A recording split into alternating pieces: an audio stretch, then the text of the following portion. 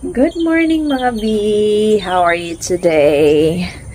It's Tuesday morning here in Texas and ang ganda lang ng panahon ngayong umaga mga B namin and ang ganda, tahimik at yan yung aming kapitbahay and meron pa doon and then dito sa side na to. So ito yung ating flower bed sa front yard. So ayan. Ang ganda na kasi nag-bloom na yung ating mga halaman mga B. Ayan. Chararan! Gusto ko yung violet at yung pink doon mga B. Ayan siya. Ayan. Ito talagang rose na to. Kaya di mo siya diligan. Putulan mo siya. Talagang tutubo siya. Ayan, magkakaroon na nga siya ng bulaklak mga B. Oh. Hinayaan ko na lang. Ayan. Ang ganda ng ating mga flowers. And lalo na dito sa kabila mga B. Ito yung aking nagustuhan talaga dito. Yan siya oh. Last year ko to tinanim and then during nung snow time, one day lang naman siya dito nung winter time. Last year, tinakluban ko siya ng pangtakip talaga ng plants mga B. Ayan. Buti na lang hindi siya nasunong, naluto. Baga. Ito lang yung parang bagong binili ko mga B. Ito. Nagdagdag lang ako ng isa. Ibang Texas plants to eh. Tawag niya. Ayan nun. Nag-ano na lang din. Nag-ano na rin siya ng kanyang bulaklak. Ito, bago ko itong binili. Ito, last year pa to hindi siya nakatubo. Pero, okay lang. Baka may chance na tutubo siya, mga B. Ayan. Galing pala kami ngayon dun sa vet. Because, today is the day we'll take Cooper to the vet. Para sa kanyang new third or yung castration ang tawag doon mga B. And at the same time, wait, ang daming lamok dito. Ang lalaki ng lamok nila dito mga B. Sakit pa mga gut. And declawing. Kasi lagi niyang nilalaro yung kanyang clothes dito sa back niya. So yun yung ipinatanggal namin and ngayon yung schedule niya. So, maaga kami dun sa clinic kasi nag-open sila ng 7 o'clock. And then, yun din ang instruction nung clinic na early morning at 7, Cooper should be there na. So, dinala na namin siya doon. Kaninang umaga. Hindi na ako nakapag-film dahil medyo nahirapan din ako dahil talaga mabigat si Cooper.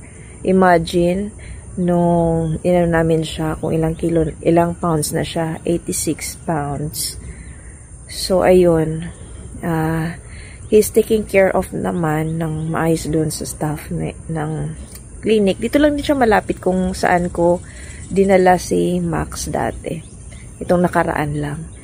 So, ayun. Then, maybe later, they're gonna update us what's gonna happen of Cooper if he start for the surgery na, because all I know is new third or itong castration is he undergo what you call it, general anesthesia. So medyo siguro groggy si Cooper yung makatulog siya ng mga ilang oras doon sa clinic. And ang maganda neto mga being benefits ng new third or yung castration is to prevent reproduction at the same time i-correct yung kanilang behavioral issues. Kasi si Cooper lately he's so aggressive, he's so playful, and I think normal lang naman yun sa mga aso, diba? So ayun, hopefully ayun, naging okay si Cooper yung kanyang surgery. And alam niyo ba, hindi ko mapigilan nung umalis na kami doon sa clinic. Biglang tumulo luha ko, lumiyak ako doon na parang ewan ko, parang kumutag akong kuan ba? Akong kuan. Akong kasing-kasing nga, parang na-miss ko siya ba? Ayun. Sabihin ng asawa ko, okay lang yan. Okay lang naman si Cooper doon. Ayun. Kasi si Cooper, napaka-sweet dog niya kasi. Ayun. Baby ko yun eh. Lalo na pag kami lang dito, yung asawa ko nasa work. Tas pag alam niya na nalulungkot ako or may nararamdaman ako sa katawan ko, alam niya rin yung nararamdaman ko. Talagang hindi siya alis. Kung nasaan ako, nandun din siya. And then, pag nagluluto ako, titingin din, ano yan sa pantry, titingin siya kung anong niluluto ko, tapos inaamoy-amoy niya. Tapos pag kumakain ako, titingin, ano din siya doon sa dining table. Titingin siya kung anong kinakain ko. Pag sinabi kong, no, this is not for you, Cooper. Ayun, pabalik siya dun sa, niya, sa bed niya. Doon, magkaantay lang siya pagbibigyan ko. Pero may time talaga na mahilig kasi siya yung parang, bigla na lang kukunin yung tsinelas mo, tapos, alam mo nakipaglaro siya, kinukuha niya yung attention mo, tapos pag papansinin mo siya, yun, tatakbo siya ng tatakbo. Pero pag hindi mo siya papansinin, wala. Pupunta siya sa'yo, bitbit niya yung tsinelas mo. Ganon siya, mga bi. So, ayan. I hope he's okay. And then, later this morning, then, at around 8:30, alis kami ng asawa ko kasi meron siyang schedule for his Rheumatoid treatment. Every month po yun, mga bi. So, punta kami doon. Mga 30 minutes, around mga 30 to 45 minutes lang naman yung, niya doon. Yung, treatment. And, ayan. Gusto ko ipakita, update sa inyo mga bi, itong ating onion leeks. Puriya buyag, ang tataba niya ng mga bi, Ayan, tinatanggal ko na siya pag mga ganyan. Hindi ko alam kung bala ko siyang ililipat sa ibang pwesto, mga bi. So, doon ko siya ililipat doon sa may tinanggalan ng shade natin dyan, banda, mga bi, Dyan. Tapos, bumili na ako nito, mga bi. Aking potting mix soil. And then, kahapon, diba nabagit ko rin, na-mention ko rin sa inyo na pupunta ako dun sa video ko. Sa isang video ko na, pupunta kami sa isang Filipino din siya, family. Bibili ako nung aking mga vegetable plants. Talagang itatanim, ililipat mo na lang talaga siya, mga bi, sa lupa or kung meron kong malaking yung parang container, ayun, doon mo siya ililipat. So, kahapon nakabili ako at ito yun, pang ating kalamansi. Ayan, na may mga bulaklak na siya nung binabili ko. Tapos, meron na rin siyang mga ayan, meron na rin siyang mga tawag nito, bunga. Pwede na natin siyang i-harvest. Ayan.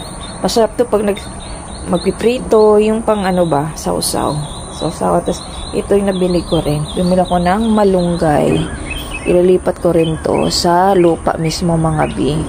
And then, meron din ako ditong talong. 2 talong yung binili ko. At meron na rin siyang bunga. Tingnan yung mga bi, Ayan, ang ganda. Ayan siya, Tapos, ito pa yung isa. Ayan. Tapos, bumili rin ako nung lemongrass o tanglad. Bumili ako ng 2. Kasi, meron man ako dun sa likuran o dun sa playground nila ni Cooper. Kaso, di man siya masyadong tumubo na after nung snow. Kaya, balik ko, ililipat ko siya dito, tapos lagyan ko ng potting mix ulit kasi baka kulang lang ng soil or yung fertilizer. Tapos, bumili rin ako dito ng palaya. Ayan, bitter gourd. Tapos, meron din akong sitaw. Nakapag-order na pa pang abono ko natin dito sa online lang kasi mas cheaper pag sa online. And ayun, meron na akong pagtatanim container neto, mga bi. So doon ko na lang ililipat yun. Antayin ko muna yung mga in order ko para ihalo ko dito sa nabili kong potting soil. Ayan.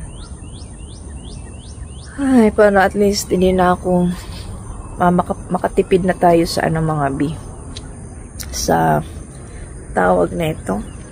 Sa gulay, sa vegetables. And hopefully, pag tumubo talaga siya, pag maging successful yung ating pagtatanim nito, palalaguin ko. I mean, mag-ano ko ng maliliit ba, para mayhin ko siya. Tapos pag may gusto, ayun, pwede ko siyang ibenta. Ganyan. Kasi gano'n ang ginagawa nila dito, mga bi. Ginagawa, binibusiness din nila. Tapos, ang maganda pa, binibusiness nila. Tapos kahapon, di ba, nakabili ako noon. Ang nabayaran ko is worth 120, wait. I think 116 ang nabayaran ko lahat ng yun, ng plants na yun. Ng vegetables na yun. $116. And then, meron pa siyang pa-freebies sa akin, yung upo. Tapos, yung binigyan niya rin ako ng maraming malunggay. Tapos, may cherry tomatoes. Tapos, yung ampalaya. Yan. Tapos, yung siling haba na yung pangsigang. Yun yung hinalo ko, nilagay ko kahapon kasi nagtinola ako pag uwi ko. Yun ang hinalo ko. Ay, nilagay ko din. Tapos, binigyan niya rin ako ng cucumber. Ayun. Mabait siya. Filipina din siya, mga bi. Dito na sila nag-migrate ng family niya. 10 years. I think more than 10 years na sila din dito, mga bi. Nakatira. Dito lang, malapit lang din sila. Magsasakyan lang. Usually, sasakyan naman talaga dito kasi wala namang ditong bibisikleta, bihira lang. Motor, wala rin masyado.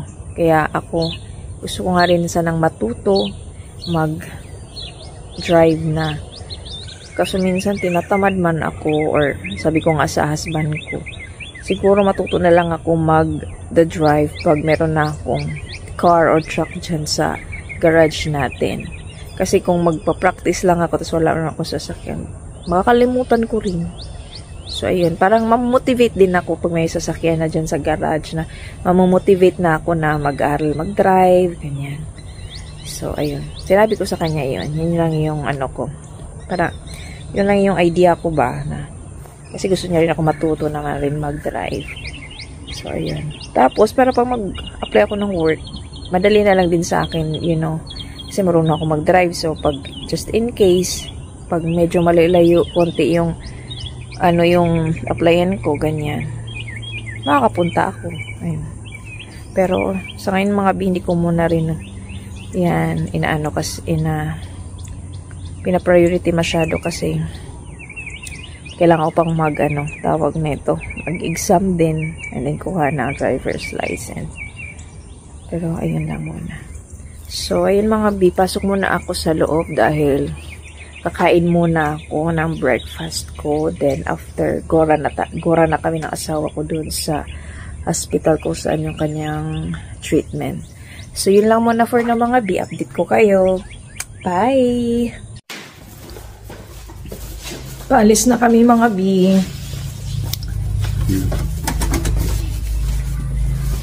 punta na kami sa kanyang treatment. So, every month, sorry. Kanyang reunion. So, ayan. Maganda yung panahon dito, mga bit. Tsaka yung kapitbahay namin, mga nag-mower siya. Ako na kailan ako mag-mower? Maybe today? Yeah. Kasi di man ako masyadong busy today. Ayan mga bi. Thank you, Lord.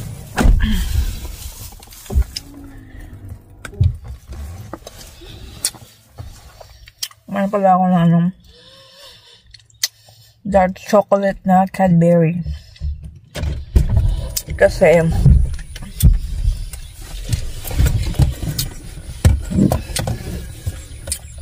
meron doon na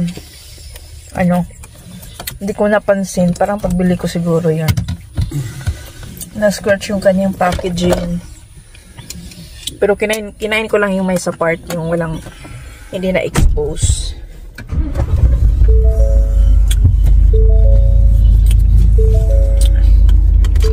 So ayan, naninibago ako, wala si Cooper sa bahay, pero si Max lang naiwan dito. Ayun nga siya, nakatingin dyan sa sa microwave. Siya yung naiiwan sa bahay. So, ayan. Punta muna kami mga B.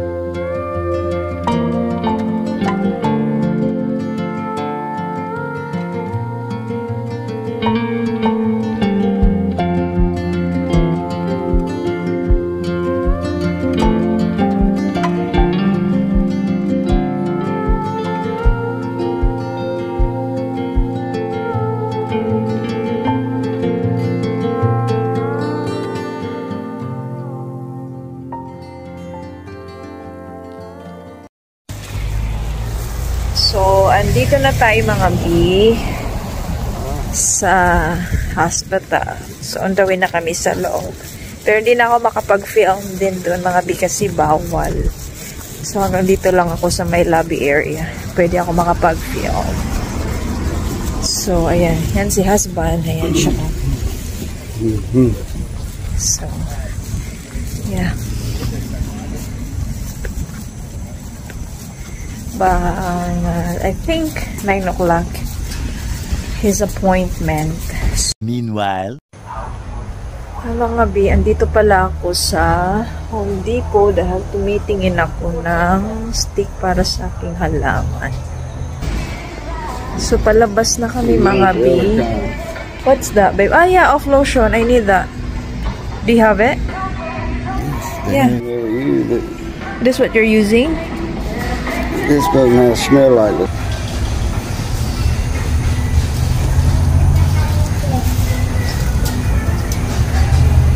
So, hindi ako nakakita ng stick dito mga B para sa aking eggplants. Ah, here na.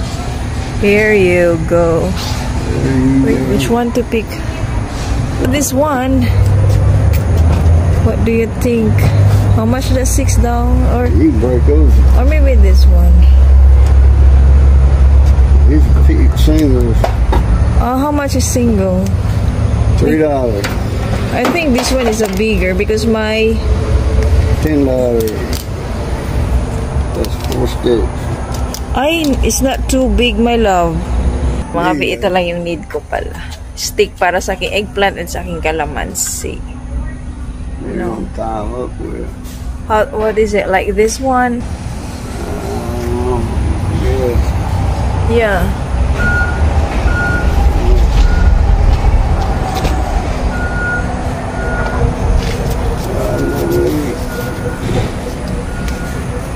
I just use a spoon. Let's go. So, yan lang yung nabili ko mga B. Ha? So mga B, tapos na kami. Ito lang naman ang nabili ko. Stick, 3 piraso. Tsaka yung, tawag neto, off spray para sa lamok dahil maraming lamok na ngayon dito. Summer and malalaki yung mga lamok nila mga B. Tsaka yung parang ano siya, string pang hold dun sa mga vegetables ko. Ay, yun lang nabili ko. Kasi yung course blend sana, bibili sana ako kaso di ako sure kung tama ba yung makukuha ko ang mabibili ko doon. Baka masayang lang, di ko magamit. Check ko muna para sure, tas balik na lang ako next time. So punta muna din kami after sa Home Depot mga bi. Punta kami ng PetSmart or Petco kung saan makakabili kami nung pang ano ni Cooper. Bibili kami ng para siyang head cone ba, para hindi niya pwedeng galawin yung kanyang paa, yung tinanggalan ng clothes niya. So need niya yun. Kumusta kaya si Cooper? Ano kaya ang update sa kanya? Namiss ko tuloy si Cooper. Namiss ko si Cooper, ang baby ni Mama Des.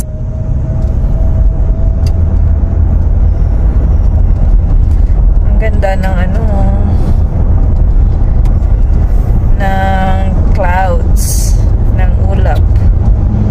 Like the weather, very sunny. Hindi siya mainit masyado, pero ang ganda ng clouds. So, parang siyang cumulus clouds. Ito yung type ng clouds ganito. It's like cumulus clouds. I remember when I was in grade school, you know, nasa ano natin to subject.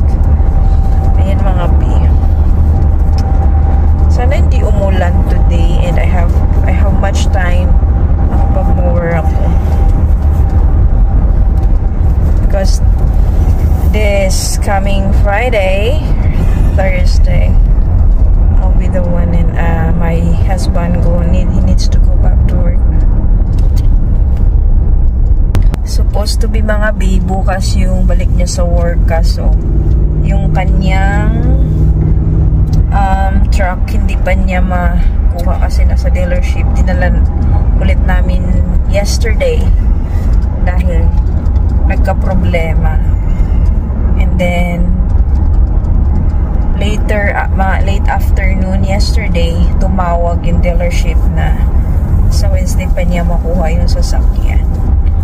So ayun, hindi pa siya makakabalik by tomorrow. So Thursday na lang ng morning. So ayun. So ang ginamit pala namin ngayon sa sasakyan is kay mother-in-law ko sa kanyang mama.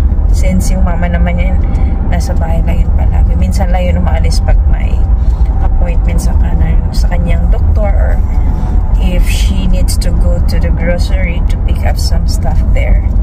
So, yan lang.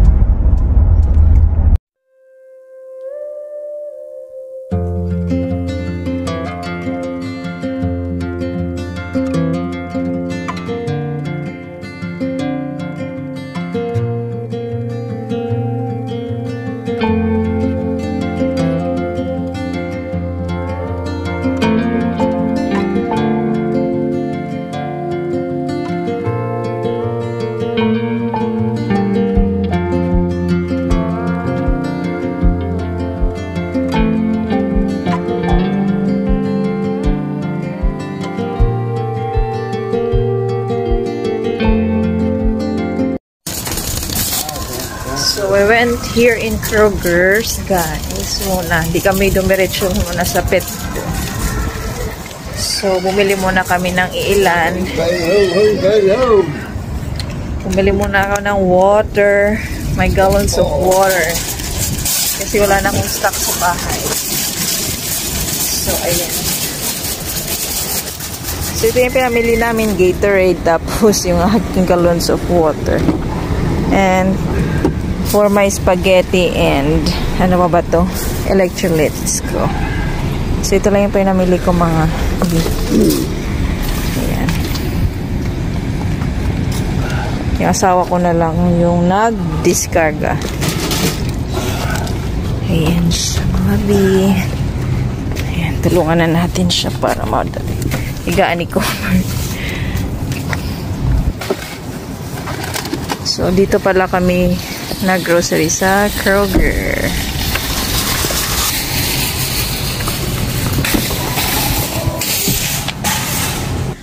Mainit na siya. Kanina hindi man ako naka-feel ng init, oy. Ngayon mainit na. Ay, sana hindi umulan. Hot.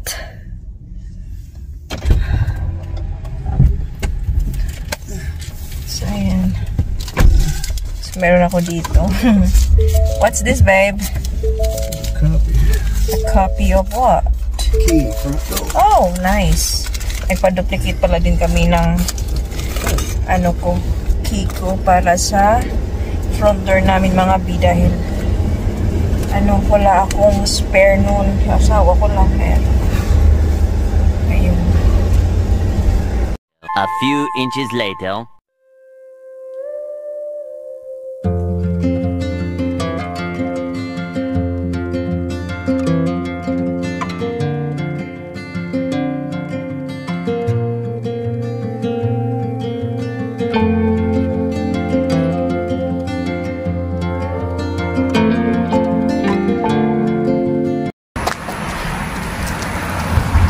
Come here. Ah, he knows. Where's your truck? Come here. Here. Stop it. Hello. Mama's here. Cooper, no. It's here. Cooper. Cooper. Come on. Oh, sorry. Okay. Okay. Lay down. Go get in before you can. Can I Go get... get in. Wait, wait.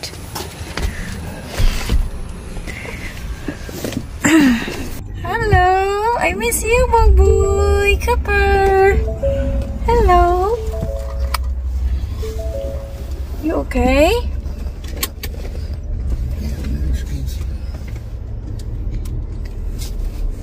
Hello. Dito na po si Cooper, mga bi. Sinundo na namin siya dito sa clinic. Tapos na yung kanyang new third and declawing. Hello, big boy. Medyo mahina pa siya. Are you hungry? He's hungry. Oh, Mama's here. Cooper. Luto pala ako ng actually agahan ko to para bukas mga bika. So niluto ko na ngayon kasi baka basira na yung ating ampalaya. Pero ako lang alam ko, hindi pa naman. Pero gusto ko lang siyang lutuin para tomorrow hindi na ako magluluto sa umaga. So gusto ko pala ipakita sa inyo mga bi yung aking ampalaya, kinisang ampalaya with egg. So ito yun mga bi, oh. Tararan! Ayan siya, oh. Ayan, tapos nilagyan ko rin yung ating cherry tomatoes na galing din dun sa ating bagong kaibigan na Pilipina na nagbigay nito sa akin dito. Ayan siya, ayan.